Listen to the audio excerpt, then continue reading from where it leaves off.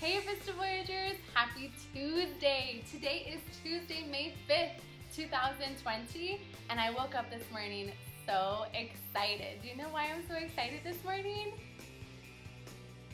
It has to do with our story from yesterday.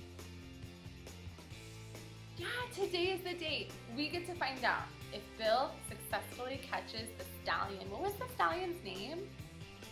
Yeah, the stallion's name was Lightning. Nice job remembering. The stallion's name was Lightning, and that stallion is named Lightning because that stallion is so fast. But Pecos is looking all around. We know that Bill is looking all around for that stallion and trying to catch him, being really determined to catch that stallion.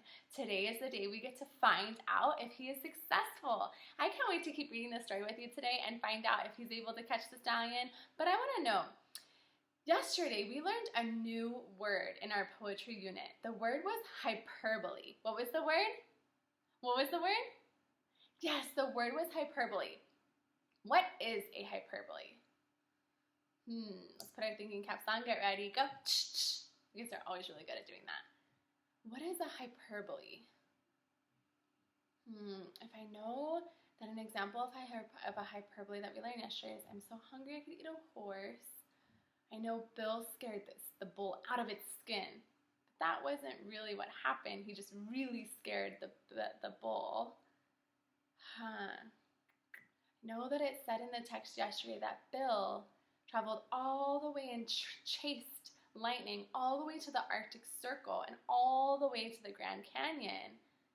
But that wasn't really what happened either. The author was trying to emphasize the point that Bill's looking all over, far and wide, to find Lightning and chase Lightning. Oh, do you remember now? Yeah, a hyperbole is get ready, go. A hyperbole is an expression that is really exaggerated, super exaggerated. We know authors use hyperbole to make the story more interesting, more fun. It adds some expression, some enthusiasm to their words without just saying, Bill looked so far for Lightning. Wah, wah, wah. I think it makes it more fun, more interesting. So just saying, the bull was scared. No, the author said Bill scared the bull out of its skin. It makes the story way more interesting. Today, as we continue reading, we're going to use our same chart from yesterday. We're going to write our hyperbole. Always getting tongue-tied. Silly Miss Coil, are you getting tongue-tied too? Oh, it's so fun. It's almost like we're together being silly on accident. It's not even intentional that we're getting tricked. These words are just like first grade words. And that makes sense because you guys are almost in first grade. I hope you're so excited because I'm so excited for you. But anyways, let's get back in the chart, Silly Miss Coil. We're going to use our chart again, just like how it looked yesterday, where we write the hyperbole where it says text. We know we get that straight from our story. And what it means. We have to use our brains to really figure out, what is this hyperbole trying to tell me? What is it trying to show me with these words? Say we could do that. Nice job. Let's do a basketball cheer.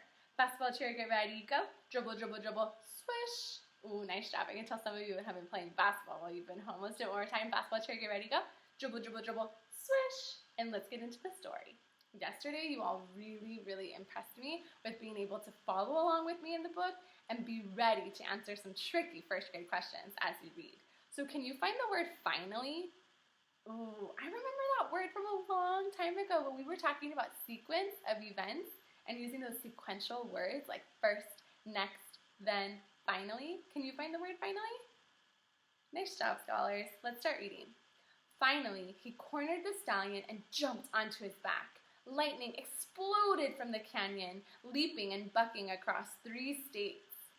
What do you think, scholars? Was he successful? Yeah, it says in the text on page 22 that he jumped onto his back. So I know he's trying to get Lightning right now. Do you see his face? Oh my goodness. I read in the text that Lightning exploded from the canyon and he's leaping and bucking so far across 3 states. How do you think that makes Bill feel? We always think about how the character's feeling. Even though we're working on hyperboles, that's going to help us better understand the story too. How is he feeling right now?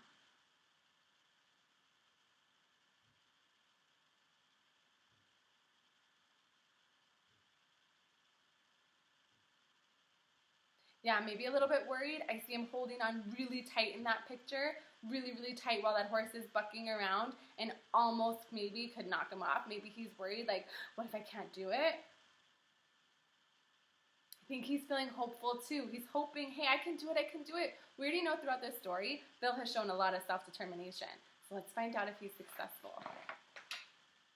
Then, Bill began to sing in the language he had learned from his coyote family. He sang of his admiration for the stallion's strength and promised him a lifetime of partnership and devotion. Wow. It's almost like he's trying to tame the stallion, showing him respect, showing him friendship, rather than just trying to tackle him and get him to do what he wants to do. It says in the text that he's talking about his admiration, how much he cares for the stallion's strength, and promises him partnership and devotion, care for him.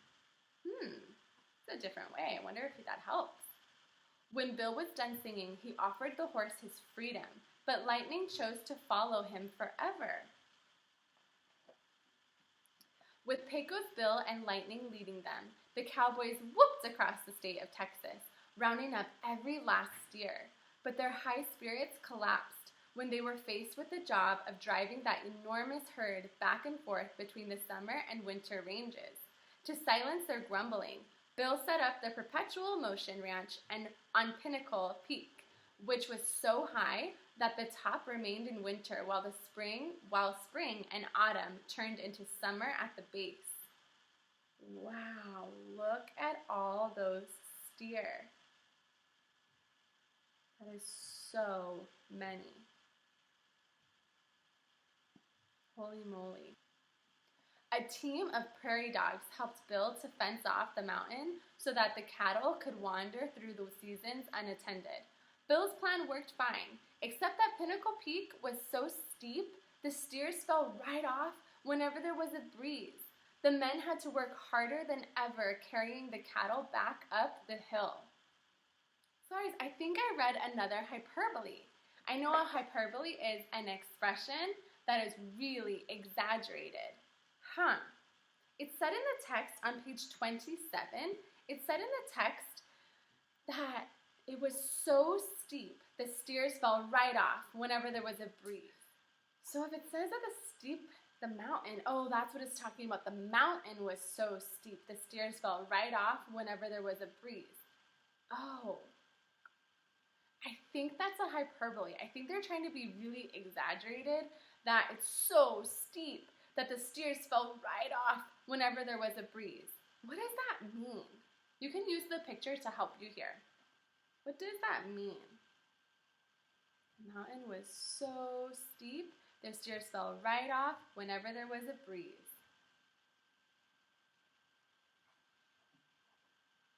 I know it's a little bit tricky. Or you can use that picture to help you, that picture evidence to help you.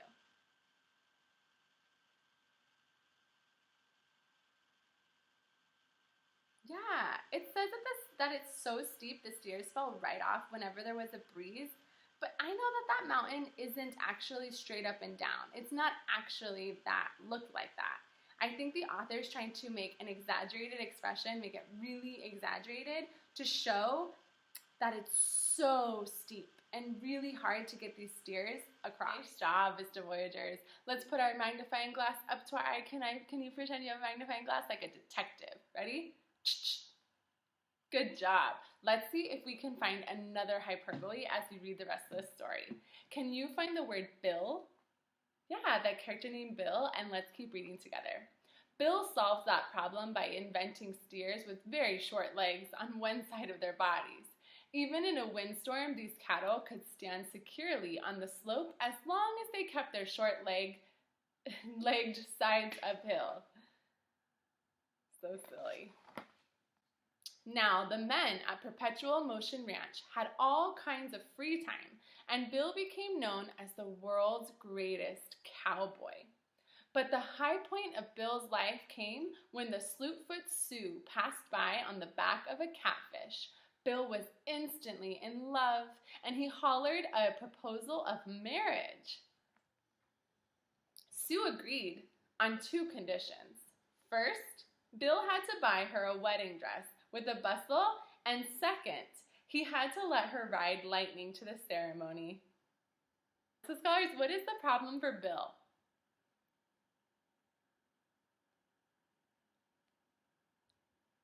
Nice job taking your time and looking for your text evidence on page 30. What is the problem? Yeah, I know it said Bill was instantly in love. He loves Sue. He fell in love with her right away. But why is that a problem?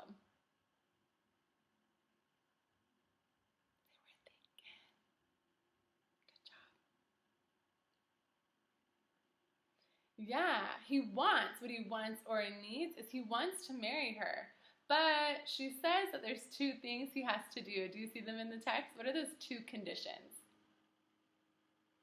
Yeah, he has to buy her a wedding dress with a bustle, and he has to let her ride Lightning to their wedding ceremony. Let's keep reading. The first request was easy.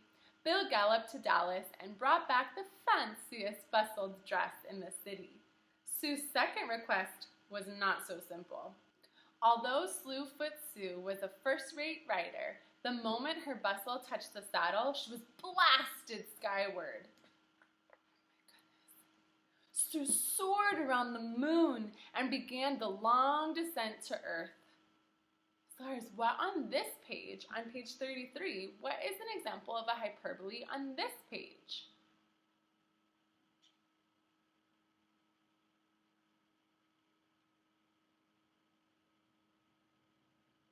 So smart. Yeah, Sue soared around the moon. I know there's no way that the stallion pushed her all the way to the moon. So what is the author trying to say by using this hyperbole? What is the author trying to say? Yeah, Sue bounced really high up into the sky, really high up. That's what the author's trying to tell us with this exaggerated expression. Super exaggerated, all the way around the moon, when really he's just trying to say, hey, Sue bounced really high. Let's add that to our chart. She landed squarely on her bustle, but quick as Bill was, he couldn't get to her before she bounced back into outer space. Time and time again, Sue hit the ground and rocketed back toward the stars. Sue probably would have sailed back and forth forever if Bill hadn't lassoed a tornado to help him catch his bouncing bride. The pair of them clung to that careening storm until it blew itself out over California. To Bill's amazement, he and Sue landed on top of his ma and pa's wagon. Bill couldn't believe his kinfolk were still searching for a home site. He told them they could spend the rest of their days roaming, but they'd never find a place to equal Texas. Everyone returned to Bill's ranch for a wing-ding of a family reunion, and today their descendants are still there, happily herding cattle. And that is the end of our story. Scholars, today we read the rest of our story, Pecos Bill, and talked more about hyperbole. What is a hyperbole? You got it! Nice job. A hyperbole is an expression that is really exaggerated. I have a job for you today. Say, bring it on. Nice job. Your job today, scholars, is I want you to try and come up with your own hyperbole. So remember I said one example could be, I'm so hungry I could eat a horse. Or we said that the horse ran as fast as lightning, meaning the horse runs really fast. I want you to try to come up with a really exaggerated expression that you can write on your own and share it with your teachers. Your teachers will then share it with me, and I'll make sure that I feature it in this video next time, and we can talk about your hyperbole and how much hard work you showed on creating your own. Tomorrow we're going to read a new story, but we're still going to focus on hyperbole. So if you get a little tricked and you need some help today, tune in tomorrow and we will continue to work on them and grow our brains even more. Say, wow. Yeah, because we are going to be future doctors and lawyers and teachers and veterinarians. We have so many careers that are going to be in our future. We want to work really hard in kindergarten to grow our brains so we can continue to be ready for college and beyond. So I can't wait to see you tomorrow, scholars. Wonderful job today, and I'll see you next time. Bye, guys.